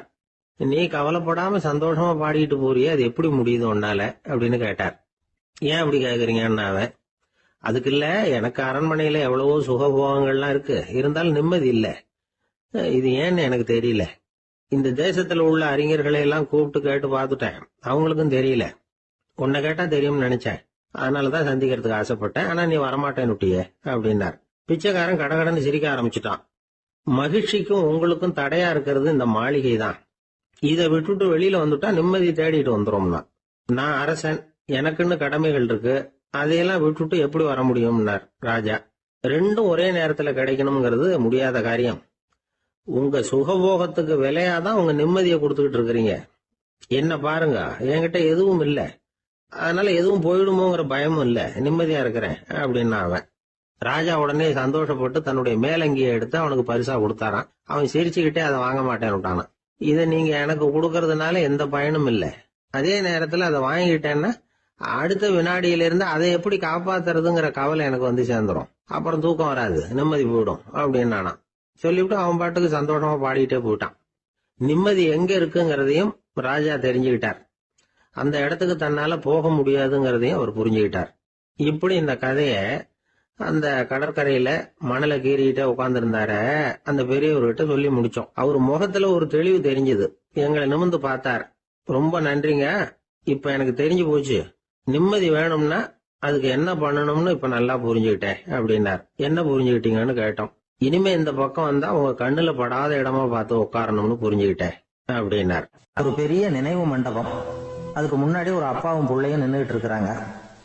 அந்த வழியா போறவங்க வர்றவங்க எல்லாம் அந்த இடத்துல நின்று அது என்ன மண்டபம் அப்படின்னு விசாரிக்க ஆரம்பிச்சாங்க. அந்த அப்பாவும் பிள்ளையும் தான் வர்றவங்களுக்குலாம் விவரம் சொல்லிட்டு இருக்கிறாங்க. அதாவது இந்த இடத்துல ஒரு பெரிய மகான் சமாதி ஆயிருக்கார். அவர் சமாதியான இடத்துல இந்த நினைவு மண்டபத்தை கட்டியிருக்கிறோம் அப்படின்னாங்க. ஊர் பூரா இந்த செய்தி பரவிச்சு. நிறைய பேர் அந்த இடத்தை தேடி வர ஆரம்பிச்சாங்க. இங்க வந்து கொஞ்ச நேரம் உட்காந்துட்டு போனா மனசுக்கு ஒரு நிம்மதி கிடைக்குது அப்படின்னாங்க. அங்க இருந்த உண்டியல்ல நிறைய காசு போட்டுட்டு போறாங்க. பணம் கிடுகிடுன்னு நிறைய சேர ஆரம்பிச்சுட்டுது. பணம் நிறைய சேர்ந்த உடனே அந்த அப்பாவுக்கும் பிள்ளைக்கும் தகராறு வந்துட்டுது. பணம் சேர்ந்தாலே சொத்து தகராறு வரத்தானே செய்யும். அது மாதிரி வந்துட்டுது. பையன் அடிக்கடி நிறைய பணம் கேட்க ஆரம்பிச்சான். அப்பா பார்த்தார், யோசனை பண்ணார், ஒரு முடிவுக்கு வந்தார். ஒரு நாள் பையனை கூப்பிட்டார். இதை பாருப்பா, நமக்குள்ள தகராறு வேணாம். அப்பாவும் பிள்ளையும் இப்படி சண்டை போட்டுக்கிட்டா பாக்குறவங்க தப்பா நினைப்பாங்க. அதனால நமக்குள்ள சமரசமா இதை தீர்த்துக்குவோம், என்ன சொல்ற அப்படின்னார் அப்பா. சரி நான் பையன். உடனே அந்த அப்பா என்ன பண்ணார் தெரியுமா? மகன்கிட்ட கொஞ்சம் பணத்தை கொடுத்தார். தன்கிட்ட இருந்த ஒரு கழுதையையும் கொடுத்தார். இதை வச்சு நீ பொழைச்சிக்கோ அப்படின்னு சொல்லி அனுப்பி வச்சுட்டார். மகன் அந்த கழுதையை எழுத்துக்கிட்டு அடுத்த ஊருக்கு போனான். வழியிலேயே அந்த கழுதை செத்து போச்சு. உடனே என்ன பண்ணலாம்னு யோசனை பண்ணான். ஒரு ஐடியா வந்தது. அந்த கழுதைய ஒரு சாலை ஓரமா புதைச்சான். கையில் இருந்த பணத்தை வச்சு அந்த இடத்துல ஒரு கல் மண்டபம் கட்டினான். அந்த வழியா 2 பேர் வந்தாங்க. இது என்ன மண்டபம்னு விசாரிச்சாங்க. இந்த இடத்துல ஒரு பெரிய மகான் சமாதி ஆயிருக்கிறார் அப்படின்னா. இந்த செய்தி ஊர் பூரா பரவ ஆரம்பிச்சுட்டுது. நிறைய பேர் வந்து போக ஆரம்பிச்சாங்க. இங்க வந்தா மனசுக்கு ஒரு பெரிய நிம்மதி கிடைக்குது அப்படின்னு வேற சொல்ல ஆரம்பிச்சாங்க. வர வர கூட்டம் அதிகமா வர ஆரம்பிச்சுட்டுது. உண்டியல்ல பணம் நிறைய சேர்ந்துட்டுது. நகையெல்லாம் கூட கழட்டி காணிக்கையா போட ஆரம்பிச்சுட்டாங்க. அப்பாவை விட மகன் பெரிய ஆளாயிட்டான். இதை கேள்விப்பட்டார் அப்பா. பையனை பார்த்துட்டு வரலாம்னு ஒரு நாள் புறப்பட்டு வந்தார். பையன் ஓஹோன்னு இருக்கிறான். பங்களா, காரு எல்லாம் வந்துட்டுது. எப்படிடா இந்த அளவுக்கு ஆனே அப்படின்னு விசாரிச்சார். அப்பா, எல்லாம் உங்க ஆசீர்வாதம் தான். நீங்க கொடுத்த மூலதனத்தை வச்சுதான் இவ்வளவும் சம்பாதிச்சேன் அப்படின்னு நான் பையன். அது எப்படிறான்னு விசாரிச்சார். அப்பா, நீங்க ஒரு கழுத குட்டியும் கொஞ்சம் பணமும் என்கிட்ட கொடுத்து அனுப்பி வச்சிங்க. அதை எடுத்துக்கிட்டு வந்தேன். வர்ற வழியில அந்த கழுதை செத்து போச்சு. உடனே யோசனை பண்ணேன். அந்த கழுதையை இந்த இடத்துல புதைச்சேன். கையில் இருந்த பணத்தை வச்சு மண்டபம் கட்டினேன். மகான் ஒருத்தர் சமாதி ஆயிருக்கார் அப்படின்னு வதந்தியை கிளப்பி விட்டேன். ஜனங்கள்லாம் ஏமாந்து போய் காசை கொண்டாந்து போட ஆரம்பிச்சிட்டாங்க. நான் பொழைச்சிக்கிட்டு இருக்கிறேன் அப்படின்னா. இப்பதான்டா நீ என் புள்ள அப்படின்னு சொல்லி சந்தோஷப்பட்டாரான் அந்த அப்பா. ஏன் அப்படி சொல்றீங்கன்னு கேட்டிருக்கான் பையன். கழுத குட்டியை புதைச்சி மண்டபம் கட்டி இருக்கிற நீ, ஏற்கனவே நம்ம ஊர்ல நாம கட்டி இருக்கிறோமே மண்டபம், அது இந்த கழுதையோட அம்மாவை புதைச்ச இடம். மகான் சமாதி ஆயிருக்காருன்னு நானும் சும்மா கப்சா தான் விட்டுக்கிட்டு இருக்கேன் அப்படின்னாரான் அப்பா. முட்டாள் ஜனங்களை நினைச்சு அந்த 2 பேரும் சத்தம் போட்டு சிரிச்சாங்களாம். மனுஷன் ஏமாத்துறது ரொம்ப சுலபம். என் கூட படிச்ச ஒருத்தன் திடீர்னு ஒரு நாள் எல்லாருக்கும் அருள் வாக்கு சொல்ல ஆரம்பிச்சுட்டான். அவன் ஒரு ஆபீஸ்லயும் வேலை பார்க்கறான். ஆபீஸ்ல உள்ளவங்க எல்லாம் அவங்ககிட்ட வந்து அருள் வாக்கு கேட்கறது வழக்கம். ஒரு நாள் நான் முன்னாடி போய் உட்காந்து பேசிக்கிட்டு இருந்தேன். அப்போ அதே ஆபீஸ்ல வேலை பார்க்குற ஒருத்தர் அவங்ககிட்ட வந்து, சுவாமி, என் மேஜையில வச்சிருந்த பேனா திடீர்னு காணாம போட்டுது, அது திரும்ப கிடைக்குமா எனக்கு அப்படின்னு கேட்டார். இவன் கண்ணை உருட்டி பார்த்துட்டு, அது உனக்கு கிடைக்காது, புதுசா வேற ஒன்று வாங்கிக்கப்போ அப்படின்னா. சரின்னு அவர் போயிட்டார். அவர் போனதுக்கு அப்புறம் நான் மெதுவா இவனை பார்த்து, அது எப்படிடா அது உனக்கு கிடைக்காதுன்னு அவ்வளவு உறுதியா அவர்கிட்ட சொன்னேன் அப்படின்னு கேட்டேன். இவன் மெதுவா என் காதுகிட்ட வந்து, அந்த பேனாவை கிளப்புனதே நான் தான் அப்படிங்கிறான். ஒரு ரயில் வேகமா போயிட்டு இருக்கு. அது ஒரு ரயில்வே ஸ்டேஷன்ல கொஞ்ச நேரம் நின்னுது. அப்போ அதுல ஒரு ஆள் ஏறினார். தலையில ஒரு மூட்டையை வச்சிருந்தார். மூட்டையை தலையில சுமந்துகிட்டே உள்ள வந்தாரு. மூட்டையை தலையில சுமந்துகிட்டே ஒரு இடத்துல உட்கார்ந்தார். ரயில் மறுபடியும் புறப்பட்டது. இவர் தன் தலையில இருந்த மூட்டைய கீழே இறக்கி வைக்கணும்ல, வைக்கல, சுமந்துகிட்டே வர்றார். எதிரில் உட்கார்ந்துருந்தவர் கேட்டார், ஏங்க ஏன் இப்படியே உட்கார்ந்து இருக்கிறீங்க தலையில மூட்டையை வச்சுக்கிட்டு? மூட்டையை கீழே இறக்கி வைக்கலாமே அப்படின்னார். வேணாங்க, பாவம், தலையில இருக்கிற மூட்டையை இறக்கி ரயில்ல வச்சா ரயிலுக்கு பாரம் அதிகமா இருக்கும் அப்படின்னார் அவரு. இப்படி ஒரு ஆளை பார்த்தா நமக்கு சிரிப்பு தான் வரும். ஏன்னா ரயில்ங்கிறது அந்த மூட்டையையும் சேர்த்து சுமந்துக்கிட்டு தான் போகுது. அவன் அந்த மூட்டையை தலையில வச்சிருந்தாலும் ஒண்ணுதான், தரையில வச்சிருந்தாலும் ஒண்ணுதான். அதனால ரயிலுக்கு எந்த மாற்றமும் ஏற்பட போறதில்லை. அதே மாதிரி தான் நம்ம மனமும். இதுவும் ஒரு தேவையில்லாத சுமை, அனாவசியமா சுமந்துகிட்டு இருக்கிறோம். இத கீழே இறக்கி வச்சுட்டா வாழ்க்கை பிரயாணம் சுகமா இருக்கும். ரயில் பிரயாணம் பண்ற அந்த ஆள் மூட்டையை சுமக்கிறான், வாழ்க்கை பிரயாணம் பண்ற நாம மனசை சுமக்கிறோம். இது ரெண்டுக்கும் எந்த வித்தியாசமும் இல்லை. மனசை கீழே இறக்கி வச்சுட்டா பாரம் இல்லாமல் வாழலாம், பறவைகள் மாதிரி பறக்கலாம், குழந்தைகள் மாதிரி கள்ளங்கபடம் இல்லாம வாழலாம். இந்த வெளி உலகத்துல நாம நிலை பெற்று இருக்கணும், வேரூன்றி இருக்கணும். அதே சமயம் நம்முடைய உள்வெளியில ஆன்மீக வாழ்க்கையில பாரம் இல்லாம இருக்கணும். அப்போ பறக்கணும், நதியை போல ஓடணும், மிதக்கணும். பயணம் சுகமா இருக்கும், களைப்பு தெரியாது, கவலை தெரியாது. ஒரு சீடன் போதி தர்மரை நாடி வந்தான். குருவே, நீங்கள் என்ன வெறுமையாக இருக்க சொன்னீங்க, நான் இப்ப மறுபடியும் வெறுமையானவன் ஆகிட்டேன், அதனால இப்ப என்ன செய்ய சொல்றீங்க என்ன அப்படின்னு சொல்லி நின்னான். உடனே அந்த குரு பக்கத்துல இருந்த ஒரு குச்சியை எடுத்து அவன் தலையில அடிச்சு, போய் அந்த வெற்றுத்தன்மையையும் வீசி எறிந்து விட்டு வா அப்படின்னார். நான் இப்போ காலியா இருக்கிறேன்னு ஒருத்தன் சொல்றான்னு வச்சுங்க, அது உண்மை இல்லை. ஏன்னா இன்னமும் அதுல நான்கிற எண்ணம் இருக்குது. எந்த சிந்தனையும் இல்லாம இருக்கிறது கடினம் தான். ஆனாலும் மனிதன் அதுல உள்ள நுட்பத்தை புரிஞ்சுக்கிட்டான்னா இவ்வளவு தூரம் தூக்கி சுமந்துக்கிட்டு வந்த அந்த மனதின் முட்டாள்தனத்தை அவனே பார்த்துட்டு சிரிப்பான். இதுதான் பெரியவங்க சொல்லி இருக்கிற ஆலோசனை. நம்மால் ஒருத்தன் தலையில ஒரு பெரிய மூங்கில் கூடையோட ரயில்ல உட்கார்ந்தான். கூடை தலையில இருந்தது, கீழே இறக்கி வைக்கல. எதிரில் இருந்தவர் கேட்டார், ஏங்க எதுக்காக அதை அனாவசியமா சுமந்துகிட்டே இருக்கீங்க, கீழே இறக்கி வைங்களேன்னார். இல்லைங்க, நான் வீட்டை விட்டு புறப்படும் பொழுதே என் பையன் சொல்லிவிட்டான், கூடைய தலையை விட்டு இறக்கப்படாதுன்னு அப்படின்னார். அவன் சின்ன பையன், விவரம் இல்லாம சொல்லியிருப்பான். இப்ப என்ன நேரில் வந்தா பாத்துக்கிட்டு இருக்கிறான், நீங்க இறக்கி வைங்கன்னார் அவர். அவன் நேரில் பாத்துக்கிட்டு இல்ல, இருந்தாலும் நான் இந்த கூடையை கீழே இறக்கி வச்சா அது அவனுக்கு தெரிஞ்சிரும் அப்படின்னாரு இவர். அது எப்படின்னார் அவர். அவன் தனக்கு டிக்கெட் வாங்க வேணாம்னு சொல்லி இப்ப இந்த கூடைக்குள்ளதான் உட்கார்ந்துருக்கிறான் அப்படின்னு. நம்மள மாதிரி ஒரு ஆசாமி அவன் நம்மள மாதிரியே கற்பனை பண்ணான். அதாவது நாம தான் இந்த உலகத்துல ரொம்பவும் கஷ்டப்படுறோம், மற்றவங்க எல்லாம் சந்தோஷமா இருக்கிறாங்க அப்படின்னு அவன் நினைச்சுக்கிட்டான். அவன் ஒரு நாள் கடவுளை வேண்டிக்கிட்டானா, சுவாமி, இந்த உலகத்துல எவ்வளவோ பேர் இருக்கிறாங்க, ஒவ்வொருத்தருக்கும் ஒவ்வொரு விதமான கஷ்டம் இருக்கலாம், ஒத்துக்கிறேன். இருந்தாலும் எனக்கு அது கொஞ்சம் அதிகமா இருக்கிறது மாதிரி தெரியுது. அதனால நீங்க எனக்காக ஒரு சின்ன உதவி செஞ்சா போதும்.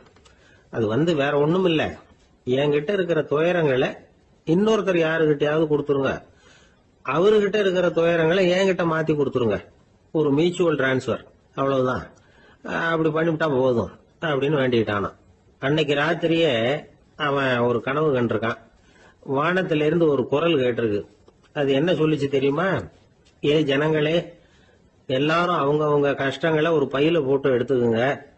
அப்படி எடுத்துக்கிட்டு நேரா இந்த ஊர் எல்லையில இருக்கிற கோயிலுக்கு சேருங்க அப்படின்னு அந்த குரல். ஆஹா, கடவுள் நம்ம பிரார்த்தனைக்கு செவி சாய்ச்சுட்டார் அப்படின்னு சந்தோஷப்பட்டான் இவன். உடனே என்ன பண்ணா, தன்கிட்ட இருந்த கஷ்டத்தையெல்லாம் ஒரு சாக்கு பையில போட்டு எடுத்துக்கிட்டான். வீட்டை விட்டு வெளியில வந்தான். தெருவுல இறங்கி நடக்கிறான். அங்க பார்த்தா ஏகப்பட்ட பேர் ஆளுக்கு ஒரு பைய தூக்கிக்கிட்டு கோயிலுக்கு போயிட்டு இருக்கிறாங்க. சில பேர் மூட்டையா கட்டி தலையில சுமந்துக்கிட்டு போயிட்டு இருக்கிறாங்க. இவன் பார்த்தான். இவனுக்கு ரொம்ப ஆச்சரியமா இருந்தது. ஏன்னா எல்லாரும் வச்சிருக்கிற பைய இவன் பைய விட பெருசா இருந்தது. இவன் பை தான் இருக்கிறதுலயே கொஞ்சம் சின்னதா தெரிஞ்சது. இப்ப அவன் மறுபடியும் சாமியை வேண்டிக்கிட்டான். கடவுளே, இப்ப உள்ள சூழ்நிலையை கவனிச்சா என்கிட்ட இருக்கிற பைய பரவாயில்லன்னு தோணுது. அதனால வேற பைய எதையும் மாத்த வேணாம், இதுவே பரவாயில்ல, இந்த பையோட திரும்பி வீட்டுக்கு போனா போதும்னு நினைக்கிறேன் அப்படின்னு ஏதோ நினைக்க ஆரம்பிச்சுட்டான் அவன். எல்லாரும் கோயிலுக்கு போய் சேர்ந்தாங்க. கோயில்ல அந்த குரல் மறுபடியும் கேட்டுது. எல்லாரும் அவங்கவுங்க பைகளை சோகத்துல தொங்க விடுங்க, திடீர்னு விளக்குகள் அணையும், மணி அடிக்கப்படும், அதுதான் அடையாளம். அந்த சமயத்துல இருட்டுல உங்களுக்கு வேண்டிய பைய நீங்க மாத்தி எடுத்துக்கலாம், தேர்ந்தெடுத்துக்கலாம். வெளிச்சம் இருக்கிறப்பவே உங்களுக்கு பிடிச்ச பைக்கு பக்கமா பார்த்து நீங்க நின்னுக்கலாம் அப்படின்னு சொல்லி விவரம் சொல்லிச்சான் அந்த குரல். அப்படி சொன்னதுக்கு அப்புறம் திடீர்னு விளக்கு அணைஞ்சுது, மணி அடிச்சுது. கொஞ்ச நேரம் கழிச்சு மறுபடியும் விளக்குகள்லாம் எரிஞ்சுது. இப்போ பார்த்தா எல்லாரும் அவங்கவுங்க பையையே கெட்டியா பிடிச்சிட்டு நிக்கிறாங்க. இவனும் அப்படியே நிக்கிறான். இவன் மெதுவா பக்கத்துல நிக்கிறவங்க கிட்ட கேட்டானா, ஏன் நீங்க பைய கையிலேயே வச்சிருக்கிறீங்க, செவுத்துல மாட்டலையா அப்படின்னு கேட்டிருக்கான். இல்லப்பா, நீ ஏன் கையிலேயே வச்சிருக்கிறியோ அதே காரணத்துக்காக தான் நாங்களும் வச்சிருக்கிறோம். நம்ம கவலைகளை பத்தி நமக்கு ஓரளவுக்காவது தெரியும். ஆனா மத்தவங்க கவலைகள் நமக்கு பரிச்சயம் இல்லாதவை, பழக்கம் இல்லாதது. அதனால நமக்கு தெரிஞ்ச கவலைகளை சமாளிக்கிறது சுலபம். தெரியாததை சமாளிக்கணும்னா மறுபடியும் ஆரம்பத்துல இருந்து ஆரம்பிக்கணும். அதனால பழைய நண்பர்களோட வாழறது தான் மேல் அப்படின்னு ஆனான். அதுக்கப்புறம் அவன் தன்னோட பைய போதும்னு வீட்டுக்கு திரும்பி வந்துட்டானான். இது ஒரு பெரியவர் சொல்லி இருக்கிற கதை. அதனால நம்ம கிட்ட இருக்கிற கஷ்டங்கள் தான் பெருசு, அதை இன்னொருத்தங்கிட்ட கொடுத்துட்டு மாத்திக்கலாம் அப்படின்னு நினைக்கிறது தப்பு. இதே மாதிரி இன்னொரு சம்பவம். ஒரு ஊர்ல ஒரு நாள் ராத்திரி ஆகாயத்தில இருந்து கடவுள் குரல் கேக்குது. இந்த ஊர்ல இருக்கிற ஜனங்கள்லாம் கொஞ்சம் கவனிங்க, உங்களுக்கு ஒரு செய்தி. அதாவது இங்க இருக்கிற ஜனங்கள்லயே கொஞ்சம் கூட கவலையே இல்லாத ஆள் யாருன்னு எனக்கு தெரியணும். அதனால எல்லாரும் அவங்க கவலைகளை ஒரு பையில போட்டு எடுத்துக்கிட்டு கோயிலுக்கு வாங்க அப்படின்னாரு கடவுள். உடனே வரிசையா எல்லாரும் வர ஆரம்பிச்சாங்க. எல்லார் கையிலயும் பை இருந்தது, சின்னதும் பெருசுமா. கவலையே இல்லாத ஆள் யாருன்னு தேடினார் கடவுள். ஒரே ஒரு ஆள் மட்டும் கையில எதுவும் இல்லாம வெறும் கையை வீசிக்கிட்டு ரொம்ப ஜாலியா நடந்து வந்துகிட்டு இருந்தான். கடவுள் அவன்கிட்ட போனார். ஏன்பா உனக்கு கவலையே இல்லையா அப்படின்னு கேட்டார். எனக்கும் சில கவலைகள்லாம் உண்டு அப்படின்னு அவன். எங்க அதெல்லாம்னு கேட்டிருக்காரு கடவுள். பின்னாடி லாரியில வந்துகிட்டு இருக்கு அப்படின்னு அவன். ஒரு ஊர்ல ஒரு ராஜா இருந்தார். அந்த ராஜாவுக்கு ஒரு மந்திரி. ராஜா ரொம்ப நியாயமானவர், நேர்மையானவர், கண்டிப்பானவர். தப்பு செய்யறது யாரா இருந்தாலும் தண்டனை கொடுப்பார். வேண்டியவங்களுக்கு ஒரு நியாயம், வேண்டாதவங்களுக்கு ஒரு நியாயம்ங்கிறதெல்லாம் அவர்கிட்ட கிடையாது. ஒரு சமயம் அரசவையில் அந்த அமைச்சரே விதிமுறைகளுக்கு புறம்பா ஏதோ நடந்துகிட்டு இருக்கார். மன்னருக்கு கோவம் வந்துட்டுது. உடனே அந்த அமைச்சரை கிட்டத்தில் கூப்பிட்டு அவர் கன்னத்தில் ஓங்கி ஒரு அறை கொடுத்துட்டாராம். உடனே அந்த அமைச்சர் என்ன பண்ணார் தெரியுமா? நேராக போனார். அங்கே நின்றுகிட்டு இருந்த இன்னொருத்தர் கன்னத்தில் ஓங்கி அரைஞ்சார். அறை வாங்கினவர் திகைச்சு போயிட்டார். இவர் ஏன் நம்மளை அரைகிறார் அப்படின்னு யோசனை பண்ணார். மன்னரும் திகைச்சு போயிட்டார். நாம இவர் அரைஞ்சா அதுக்காக இவரு போய் இன்னொருத்தர் அரையணுமா அப்படின்னு யோசனை பண்ணார். இவருக்கு என்ன பைத்தியமானு கூட நினைக்க ஆரம்பிச்சுட்டார். ஆனா என்ன ஆச்சுன்னா, அப்புறம் அமைச்சர் அவர் கவனிச்சுக்கிட்டு இருந்தாரா, அவர் இன்னொருத்தர் அரைஞ்சார் இல்லையா, அந்த அறை வாங்கின ஆசாமியை பார்த்து கத்திக்கிட்டு இருந்தார். யார்? அமைச்சர். ஏன்பா என்கிட்ட அறைய வாங்கிக்கிட்டு இப்படி விவரம் இல்லாம நின்றுட்டு இருக்கிறிய, நான் உனக்கு கொடுத்ததை நீ வேற யாருக்கிட்டையாவது கொடுத்துரு அப்படின்னார். உடனே அந்த ஆள் பார்த்தான். தனக்கு அடுத்தபடியா நின்றுகிட்டு இருந்தவன ஓங்கி ஒரு அறை அரைஞ்சான். அவன் கண்ணத்தை தடவிட்டே யோசனை பண்ணான். இது ஏதோ புரிஞ்சுக்கிட்ட மாதிரி அடுத்தாப்புல நின்றுகிட்டு இருந்தவன அரைஞ்சான். இப்படி இந்த அறை மாறி மாறி போயிட்டே இருக்குது. ஊரு பூரா பிரயாணம் பண்ண ஆரம்பிச்சுட்டுது. அன்னைக்கு ராத்திரி அந்த ராஜா படுக்கிறதுக்காக போனார். அந்த நேரம் பார்த்து அவர் கன்னத்துல பலார்னு ஒரு அறை விழுந்தது. நம்மளே அரையிறது யாரு அப்படின்னு அதிர்ச்சியோட மன்னர் திரும்பி பார்க்கறாரு. அரைஞ்சது அவரோட மனைவி. என்னாச்சு உனக்குன்னு கத்துனார் ராஜா. உங்களுக்கு தெரியாதா, ஊரு பூரா ஒருத்தர் மாத்தி ஒருத்தர் மூலமா இந்த அறை பிரயாணம் பண்ணிட்டு வருது அப்படின்னாங்க அந்த அம்மா. அப்படின்னா ஆரம்பிச்ச இடத்துக்கே வந்துட்டுதா அப்படின்னாராம் மன்னர். என்ன சொல்றீங்கன்னு கேட்டிருக்காங்க. இவர் விவரத்தை சொன்னாராம். அப்படின்னா நீங்க ஆரம்பிச்சு வச்ச இந்த விளையாட்டை நான் முடிச்சு வச்சுட்டேன் அப்படின்னாங்களாம் அந்த அம்மா. மறுநாள் காலை மறுபடியும் அரசவை கூடிச்சு. அந்த அமைச்சர் மன்னரை பார்த்து கேட்டார். என்ன மகாராஜா, என்கிட்ட கொடுத்ததை திருப்பி வாங்கிட்டீங்களா அப்படின்னாராம். இப்படி நடக்கும்னு நான் எதிர்பார்க்கவே இல்லைன்னார் மன்னர். ஆனா நான் எதிர்பார்த்தேன். அது எங்க போயிட போகுது, ஊர் பூரா சுத்தி கடைசியில் உங்ககிட்ட தான் சேரும் அப்படிங்கிறது எனக்கு தெரியும் அப்படின்னார் அமைச்சர். இந்த கதை வேடிக்கையா இருந்தா கூட இதுல உள்ள கருத்து முக்கியமானது. இந்த உலகத்துல பல கருத்துக்கள் இப்படிதான் மாறி மாறி சுத்தி வந்துகிட்டே இருக்குது. நம்மாலும் ஒருத்தன் தன்னுடைய நண்பன் ஒருத்தனை கடத்தெருல பார்த்தான். உடனே ஓடி போய் பலார்னு ஒரு அறை கொடுத்தானா. அவன் கண்ணத்தை தடவிட்டு ஏன்டா என்ன அரைஞ்சேன்னு கேட்டிருக்கான். நீ ஏன்டா என்ன முட்டாள்னு என் மனைவிட்ட போய் சொன்னேன் அப்படின்ட்டு இருக்கான் அவன். உன்னை ஒரு முட்டாள்னு சொன்னதுக்காகவா நீ என்ன அரைஞ்ச அப்படின்னு கேட்டிருக்கான் இவன். டேய், நான் அதுக்காக அறையலப்பா, அது ஒரு பெரிய ரகசியம். நான் முட்டாளுங்கிறது அந்த ரகசியத்தை நீ ஏன் எங்க வீட்டுல போய் சொன்னேன், அதுக்காக தான் அரைஞ்சேன் அப்படின்னு அவன். ஒரு சிகை அலங்கார கூடம். ரொம்ப சுறுசுறுப்பா எல்லாரும் வேலை செஞ்சுட்டு இருக்கிறாங்க. முடிவெட்டிக்க வந்திருக்கிறவங்க நிறைய பேர். எல்லாரும் வரிசையா உட்காந்துருக்கிறாங்க. அந்த சமயத்துல திடீர்னு கதவை திறந்துட்டு ஒருத்தர் உள்ள வர்றார். அவரு ஒரு பெரிய மனிதர். அவரும் முடிவெட்டிக்கிறதுக்காக தான் உள்ள வந்திருக்கிறார். அவரை பார்த்த உடனே அங்க வரிசையில் உட்காந்துருந்தவங்க எல்லாரும் எழுந்திரிச்சு அவர்கிட்ட வந்துட்டாங்க. அவரை சுத்தி நின்றுட்டாங்க. எப்படி இருக்கிறீங்க, நல்லா இருக்கீங்களா அப்படின்னு விசாரிக்க ஆரம்பிச்சுட்டாங்க. எல்லாம் முடிஞ்சதும் வந்தவர் கேட்டார், வரிசையில் கடைசியா இருக்கிறவர் யார் அப்படின்னு கேட்டார். ஏன்னு கேட்டாங்க. நான் அதுக்கு அடுத்தபடியா உட்காரணும், அதுக்காக தான் கேட்குறேன் அப்படின்னார். உடனே அங்க இருந்தவங்கெல்லாம் என்ன சொன்னாங்க தெரியுமா? நீங்க வரிசையில காத்திருக்க கூடாது, நீங்க அரசாங்கத்தின் தலைவர், உங்களுக்கு நேரம் முக்கியம், அதனால நீங்க முன்னாடி போங்க அப்படின்னு சொன்னாங்க. ஆனா அதை அவர் கேட்கல. தோழர்களே, உங்களுடைய கருத்துக்கு ரொம்ப நன்றி. எல்லாரும் வரிசையா தான் வரணும், அதுதான் முறை. வரிசையில வரணுங்கிற நடைமுறையை நானும் பின்பற்ற விரும்புறேன். நாம எல்லாரும் சமமானவர்கள் அப்படின்னார். இப்படி சொல்லிவிட்டு வரிசையில கடைசியா இருந்த ஒரு நாற்காலியில போய் உட்காந்துக்கிட்டார். தன் சட்டை பையில இருந்த ஒரு செய்தித்தாளை எடுத்தார், படிக்க ஆரம்பிச்சிட்டார். ஆனா அங்க இருந்தவங்களால இதை பார்த்துக்கிட்டு சும்மா இருக்க முடியல. ஒருத்தர் எழுந்திருச்சு வந்தார். ஐயா, இப்ப என்னுடைய முறை வந்திருக்குது, நான் தான் போக வேண்டிய முறை. உங்களை இங்க காத்திருக்க வைக்கிறத விட ஒரு 5 ஆண்டுகளுக்கு கூட நான் முடிவெட்டிக்காமே இருந்துட முடியும் அப்படின்னார். அவர் மறுபடியும் சொன்னார், ஐயா, நீங்க வரிசை முறையை தாண்டி போக விருப்பப்படல, சரி, ஆனா என்னுடைய முறையை மாத்தி கொடுக்கறதுக்கு எனக்கு முழு உரிமை இருக்குது. இதுக்கு பதிலா உங்களுடைய கடைசி இடத்தை நான் எடுத்துக்கிறேன், இதை நீங்க மறுக்க முடியாதுன்னார். அங்க இருந்த மற்றவங்களும் இதை ஒரு மனசா வற்புறுத்த ஆரம்பிச்சிட்டாங்க. அந்த பெரிய மனிதர் பார்த்தார், சரின்னு கடைசியா ஒத்துக்கிட்டார். அவர் யார் தெரியுமா? அவர் தான் மாவீரர் லெனின். ரஷ்யாவில் கிரெம்ளின் சிகை அலங்கார கூடத்துல தான் இது நடந்தது. எல்லாரும் இந்நாட்டு மன்னர்கள்னு வாயளவுல பேசுறதுல என்ன பிரயோஜனம்? நாம எல்லாரும் சமம்ங்கிறத நடைமுறையில கடைபிடிச்சு காட்டினவங்க கொஞ்சம் பேர் தான். அவங்கள ஒருத்தர் தான் லெனின். வரிசையில் நின்று வர்றதுங்கிறது ஒரு சிறந்த பண்பு, உயர்ந்த பண்பு. இன்னைக்கு பல இடங்கள்ல அது நமக்கு தேவைப்படுது. ஒரு ரேஷன் கடைவாசல், கடை திறக்கிறதுக்கு முன்னாடியே எல்லாரும் வரிசையில் நின்றுட்டாங்க. கடைசியா வந்த ஒருத்தர் கியூவில் முன்னாடி போறதுக்கு முயற்சி பண்றார். ஏற்கனவே நின்றுட்டு இருக்கிறவங்க அவரை முன்னாடி போறதுக்கு விட மாட்டேங்கிறாங்க. கடைசியா போய் நில்லையா அப்படின்னு எல்லாரும் கத்துறாங்க. அது அவர் காதுல வாங்கல. முண்டி அடிச்சுக்கிட்டு முன்னாடி போறதுக்கே முயற்சி பண்ணிட்டு இருக்கிறார். எல்லாரும் சேர்ந்து அவரை வலுக்கட்டாயமா இழுத்து கொண்டாந்து பின்னாடி கொண்டு போய் நிறுத்திவிட்டாங்க. நிறுத்திவிட்டு சொன்னாங்க, இதை பாருப்பா, நாங்க இருக்கிற வரைக்கும் நீங்க முன்னாடி போய் எதையும் வாங்க முடியாது, தெரிஞ்சுக்கோ அப்படின்னாங்க. இப்போ அந்த ஆள் சொன்னாராம், நான் இங்க பின்னாடி நிக்கிற வரைக்கும் நீங்களும் எதுவும் வாங்க முடியாது அப்படின்னாராம். ஏன்னு கேட்டிருக்கிறாங்க. நான் தான் அந்த கடையை திறக்க வேண்டிய ஆள் அப்படின்னா. ஒரு கடைக்கு போனேன், 5 ரூபா பணத்தை எடுத்து கொடுத்தேன். ஒரு தினசரி பத்திரிகையை கேட்டேன். அவரு உடனே அங்க அடுக்கி வச்சிருந்த பத்திரிகையில ஒன்னு எடுத்து என் கையில கொடுத்தார், வாங்கிக்கிட்டேன். மீதி பணத்தை எடுத்தார், அதையும் என் கையில கொடுக்கணும்ல, கொடுக்கல. எதிரில் இருந்த பலகையில வச்சு எடுத்துக்க சொன்னார்.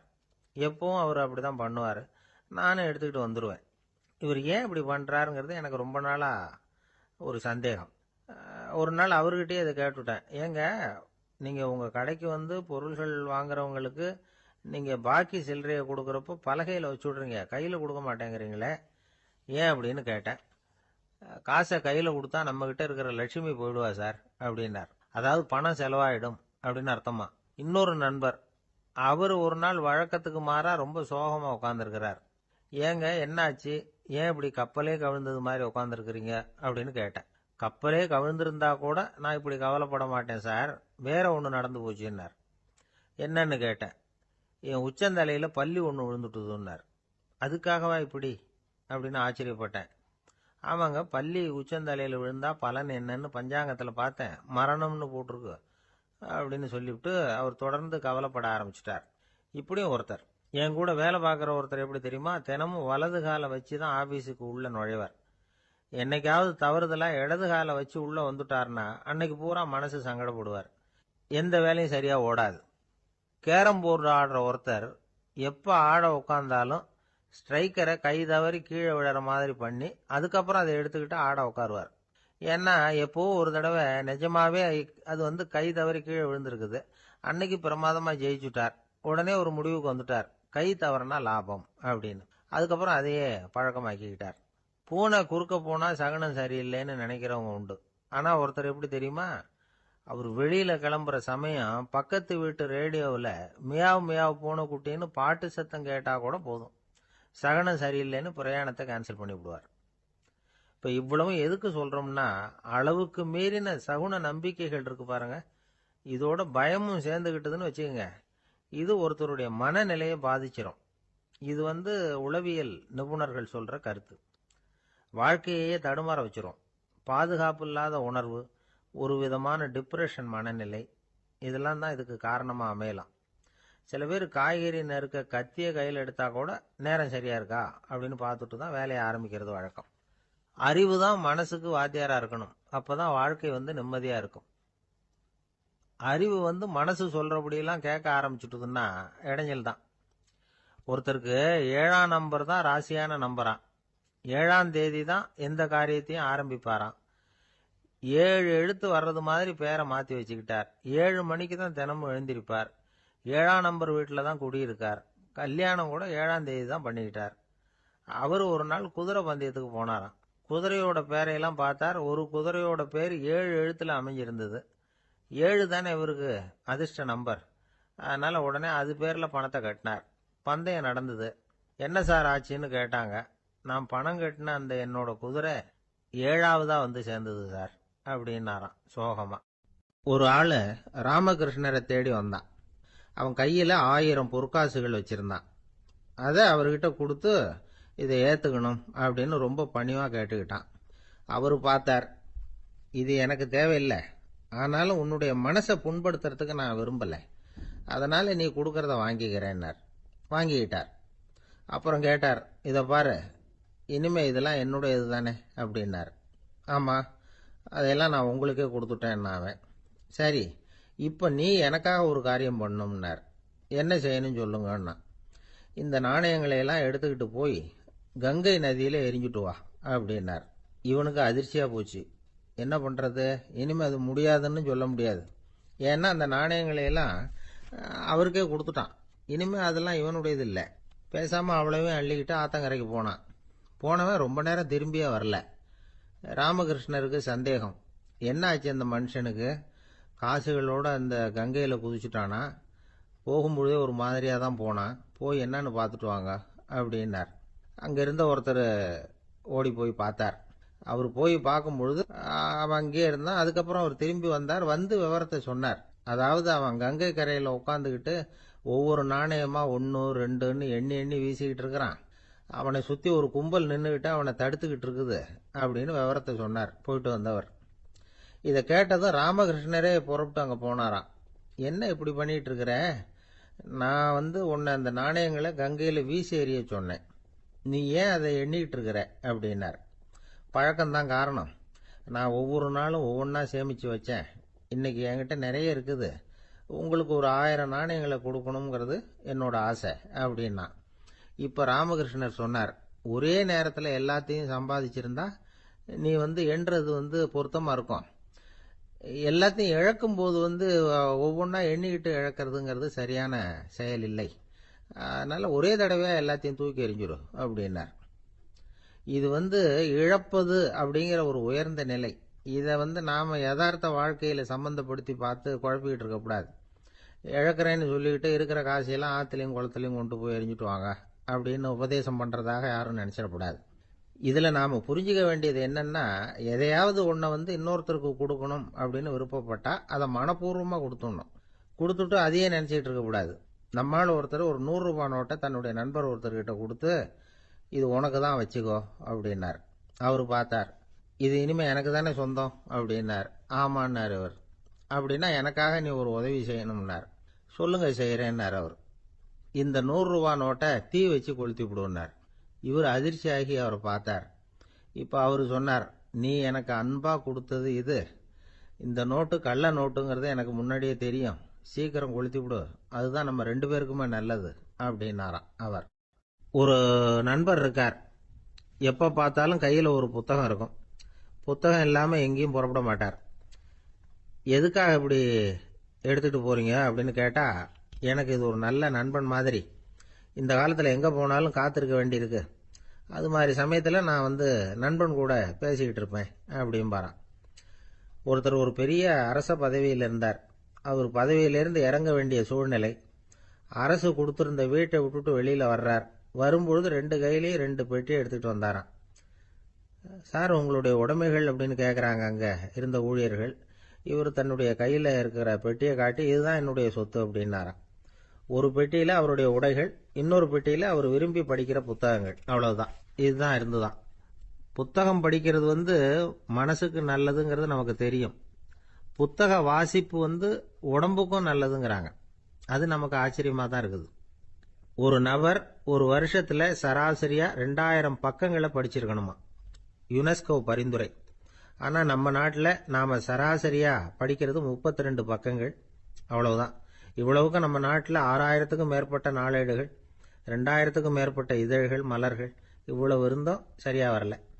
இந்த உலகத்துல முதல் நூலகம் எங்க எப்போ ஆரம்பமாச்சு தெரியுமா?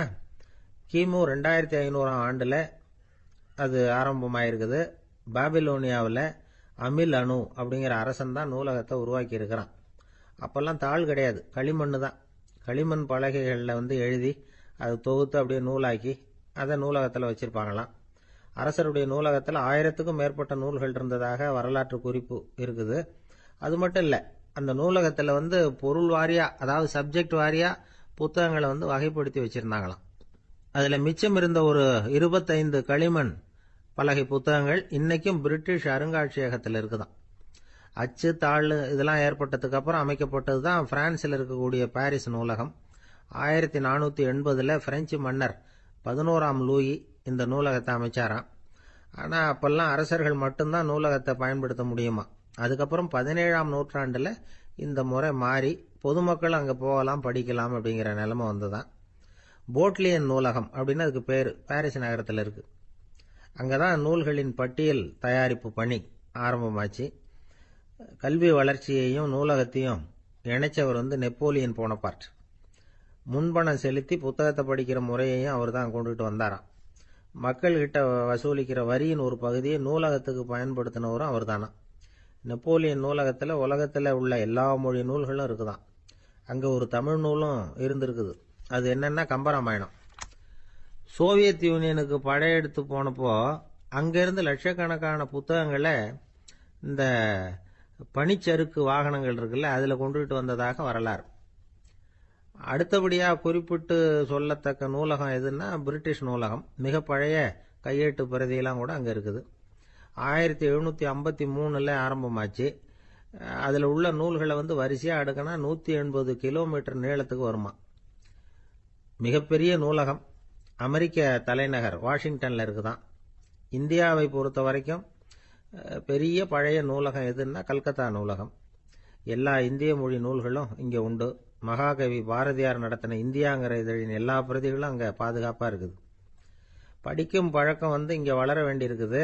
ஒருத்தர்கிட்ட ஒரு புஸ்தகத்தை கொடுத்து விமர்சனம் எழுத சொல்லியிருந்தாங்க. கொஞ்ச நாள் கழிச்சு அவரை போய் பார்த்து, என்னங்க புஸ்தகத்தை படிச்சு பார்த்தீங்களா